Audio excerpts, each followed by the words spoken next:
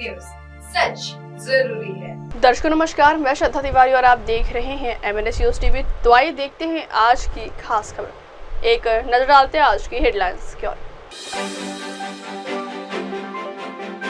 Justice Verma के घर में नया मोड़, बोरियों में मिले जले लोग। वक्फ बिल के विरोध पर क्या बोले सांसद जगदम्बिका पाल। नागपुर हिंसा पर बोले AIMIM के प्रवक्ता वारिस पठान। तो आइए देखते हैं खबरें विस्तार से। जस्टिस वर्मा के घर में नया मोड़, बोरियों में मिले जले नोट। जस्टिस यशवंत वर्मा के घर में आग लगी और नगद बरामदगी के मामले में नया मोड़ आ गया। मुख्य न्यायाधीश संजीव खन्ना के आदेश पर जस्टिस वर्मा घर के अंदर की जुड़ी तस्वीरों और वीडियो जारी कर दिया गया है। इस वीडियो में जस्टिस वर्मा के घर के अंदर जले हुए नोटों के बंडल दिखाई दे रहे। साथ ही इस मामले से जुड़ी दिल्ली हाई कोर्ट के मुख्य न्यायाधीश DK उपाध्याय की रिपोर्ट भी सार्वजनिक कर दी गई है। इसमें जस्टिस वर्मा का जवाब भी पब्लिक कर दिया गया है। वही मामले से जुड़े कागजात भी वेबसाइट पर डाल दिए गए। ये लिया बेटा।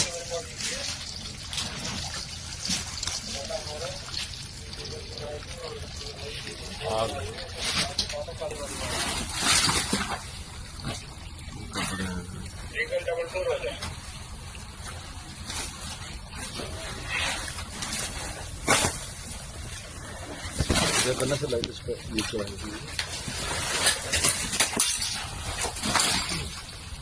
सब कर दे, सब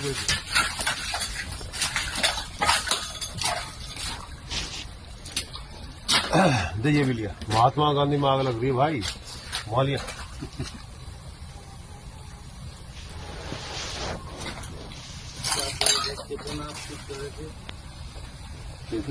ये भी लिया बेटा।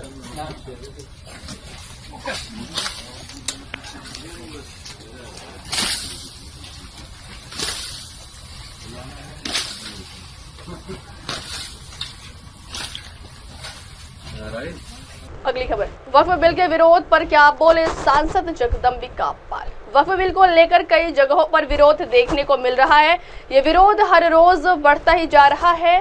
एक तरफ बिहार के CM नीतीश कुमार की इफ्तार पार्टी का न्योता मुस्लिम संगठनों ने ठुकरा दिया, तो वहीं दूसरी तरफ 26 मार्च को AIMPLB बड़े प्रदर्शन की तैयारी कर रहा है। इस पर JPC के अध्यक्ष और BJP सांसद जगदम्बिका ने कहा कि यह एक सुनियोजित रणनीति है और कोई भी योग्यता के आधार पर बात नहीं कर रहा है। BJP सांसद ने कहा कि यह एक सुनियोजित रणनीति है। ये कहीं न कहीं एक सोची समझी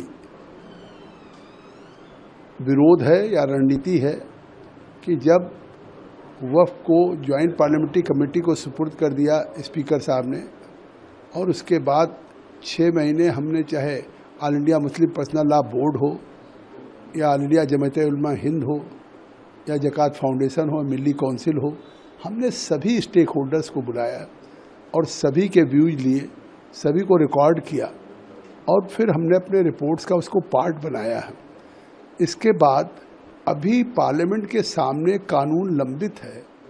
अभी अमेंडेड कानून जो आ रहा है वो सभी इशूज को एड्रेस करने वाला कानून होगा, ट्रांसपेरेंट कानून होगा। गरीब, पसमानदा, खवातीन, अनाथ बच्चों के एजुकेशन, हेल्थ के लिए वाकिफ़ की मंशा से, वक्फ की इनकम से उनको फ़ायदा होगा।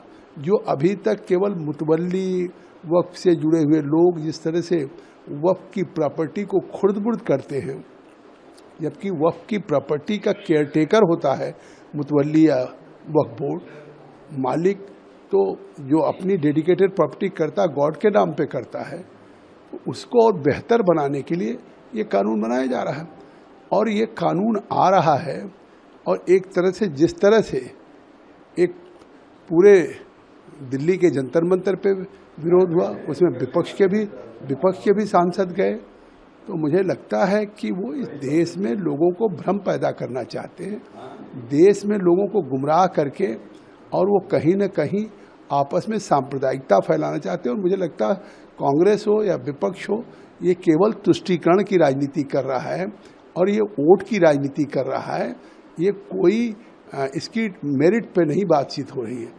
और मुझे लगता है जिस तरह से एक दबाव जंतर मंतर बना रहे हैं, अब मिली काउंसिल कह रहे हैं आप 26 को विरोध करेगी, कहीं जमात-उल-उलमा हिंद पटना में जो इफ्तार पार्टी का बहिष्कार कर रहा मुख्यमंत्री तो उनके रोजे का एहतराम करके और इफ्तार पार्टी दे रहे हैं।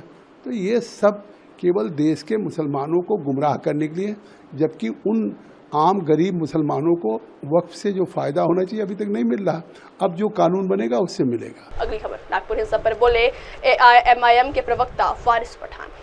महाराष्ट्र के नागपुर में औरंगजेब की कब्र को लेकर हुई हिंसा से राज्य की सियासत गर्मा गई है। विपक्ष लगातार राज्य सरकार पर निशाना साध रहा है। इस बीच AIMIM के प्रवक्ता वारिस पठान का बयान सामने आया। उन्होंने नागपुर में हुई हिंसा का खंडन करते हुए कहा कि ये नहीं होना चाहिए। साथ ही ये भी कहा है कि किसी को भी कायदा कानून अपने हाथ में लेने का अधिकार नहीं है, इसके लिए पुलिस प्रशासन है। उन्होंने कहा कि हम चाहते हैं कि इस मामले में निष्पक्ष जांच की जाए। वहीं प्रवक्ता ने सोशल मीडिया पर एक वीडियो पोस्ट किया है।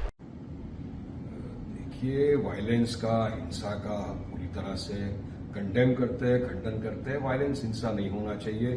किसी को भी कायदा कानून अपने हाथ में लेने का अधिकार नहीं है। पुलिस प्रशासन है। हम तो चाहते हैं कि पुलिस प्रशासन निष्पक्ष इंक्वायरी करे और जो भी कसूरवार है उसको सजा मिले, कोई बेकसूर ना फंसे। अब आपने 2 FIR रजिस्टर की। एक FIR विश्व हिंदू परिषद बजरंग दल पे हुआ, 7-8 आदमी लोग पकड़े थे, उनको पहले दिन जमानत हो गई। अब और एक FIR रजिस्टर हुआ है, उसमें कुछ 50 से ज्यादा लोगों को अरेस्ट किया गया है, कोर्ट के सामने खड़ा किया है और मैटर सब जुडिस है, pending in the court of law, inquiry हो रही। महाराष्ट्र के मुख्यमंत्री देवेंद्र फडणवीस जी ने आज कहा कि हम पूरी तरह से जांच कर रहे हैं और जो भी कसूरवार है उसको सजा मिलेगी। तो अब तो चाहेंगे कि सर आप जांच, इंक्वायरी को और आगे बढ़ाइए। जिन लोगों ने इतने दिनों से महाराष्ट्र का वातावरण खराब करने की कोशिश की अपने भड़काऊ भाषण के जरिए, उनके ऊपर भी कार्रवाई होनी चाहिए। ये जो नफरत इतनी फैली है महाराष्ट्र में, ये कुछ ऐसे नफरती चिंटू थे जिनके भाषणों की वजह से इस तरह का माहौल हुआ है, तो अब उनके खिलाफ भी इंक्वायरी कराइए। रुकेगा ये सारी चीजें तो निष्पक्ष इंक्वायरी हो। चलो, आपने बात करी बुलडोजर भी चलाएगी कि साहब, सुप्रीम कोर्ट ने अभी फिलहाल ही नवंबर में कहा कि बुलडोजर जस्टिस पूरी तरह से असंवैधानिक है, गैर कानूनी है। यदि आपको लगता भी है कि कोई एक्यूज उसमें इन्वॉल्व है, अगर कोई आरोपी भी है, तभी भी आप उसके घर के ऊपर बुलडोजर नहीं चला सकते, यहां तक सुप्रीम कोर्ट ने कहा है। तो फिर आप क्यों उस बुलडोजर की बात कर रहे हो? देखिए, बुलडोजर से, जस्टिस से देश नहीं चलेगा। देश चलेगा संविधान से, देश चलेगा कायदे कानून से, रूल ऑफ लॉ से। सरकार को, प्रशासन को कायदा कानून का पालन करना पड़ेगा, रूल ऑफ लॉ फॉलो करना पड़ेगा, नहीं कि आप बुलडोजर चला देंगे। तो हम चाहते हैं कि बिल्कुल निष्पक्ष इंक्वायरी हो, जो भी गिल्टी है उसके खिलाफ कानूनी कार्रवाई हो और जो कोर्ट फैसला करे सब मानेंगे। अब वक्त हो चला दर्शकों ब्रेक का। ब्रेक से लौटेंगे के बाद देखिएगा देश और दुनिया की तमाम बड़ी खबरें। बने रहिए MNS न्यूज टीवी पर। नमस्कार। आप देख रहे हैं MNS न्यूज, सच जरूर